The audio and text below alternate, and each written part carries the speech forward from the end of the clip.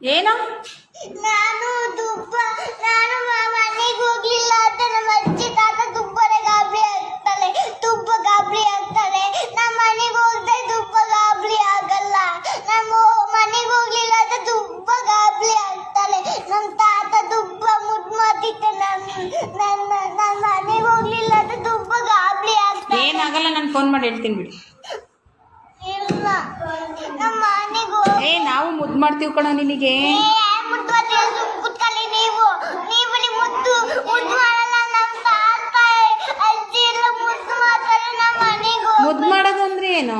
ಮುದ್ದು ಮಾಡೋದಂದ್ರೆ ಬೀತಿ ಕೊಡೋದು. ಏನ್ ಕೊಡೋದು? ಬೀತಿ. ನಾವು ಕೊಡ್ತೀವಲ್ಲ.